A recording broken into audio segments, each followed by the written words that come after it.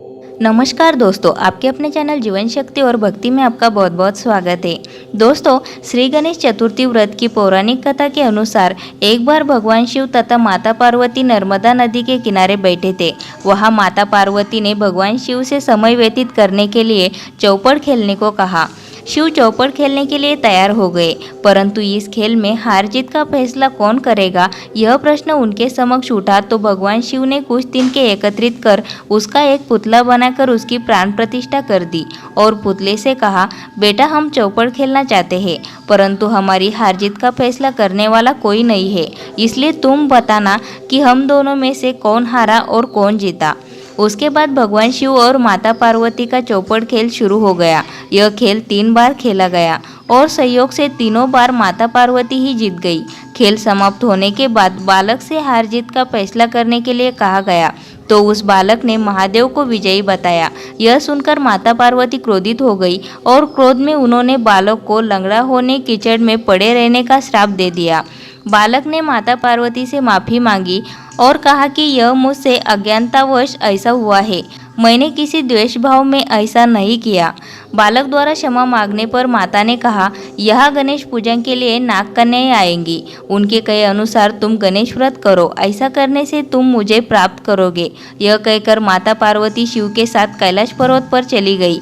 1 वर्ष के बाद उस स्थान पर नाग कन्याएं आई। तब नाग कन्याओं से श्री गणेश के व्रत की विधि मालूम करने पर उस बालक ने 21 दिन लगातार गणेश जी का व्रत किया। उसकी श्रद्धा से गणेश जी प्रसन्न हुए। उन्होंने बालक को मनोवांछित फल मांगने के लिए कहा। उस पर उस बालक ने कहा, हे विनायक, मुझ में इतनी शक्ति दीजिए कि मैं अपने पैरों से चलकर अपने माता पिता के साथ कैलाश पर्वत पर पहुंच सकूं और वे यह देख प्रसन्न हो। तब बालक को वरदान देकर श्री गणेश अंतर्ध्यान हो गए। इसके बाद वह बालक कैलाश पर्वत पर पहुंच गया और कैलाश पर्वत पर पहुंचने की अपनी कथा उसने भगवान शिव को सुनाई। चौपड़ वाले दिन से माता पार्वती शिवजी से विमुख हो गई थी, अतः देवी के रुष्ट होने पर भगवान शिव ने भी बालक के बताए अनुसार 21 दिनों तक श्री गणेश का व्रत किया। इस व्रत के प्रभाव से माता पार्वती के मन से भगवान शिव के लिए जो नाराजगी थी वह समाप्त हो गई। तब यह व्रत विधि भगवान शंकर ने माता पार्वती को बताई। यह सुनकर माता पार्वती के मन में भी अपने पुत्र कार्तिकेय से मिलने की इच्छा जागृत हुई। तब माता पार्वती ने भी 21 दिन तक श्री गणेश का व्रत किया तथा दुर्वा फूल और लड्डुओं से गणेश जी का पूजन अर्चन किया।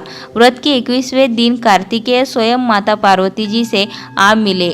उस दिन से श्री गणेश चतुर्थी का यह व्रत समस्त मनोकामनाओं की पूर्ति करने वाला व्रत माना जाता है। इस व्रत को करने से मनुष्य के सारे कष्ट दूर होकर मनुष्यों को समस्त सुख सुविधाएं प्राप्त होती है। दोस्तों, वीडियो अच्छी लगी हो तो वीडियो को लाइक जरूर करें और इसी तरह की वीडियोस आपको मिलती रहे उसके लिए चैनल को सब्सक्राइब करके बेल आइकन को जरूर प्रेस करें।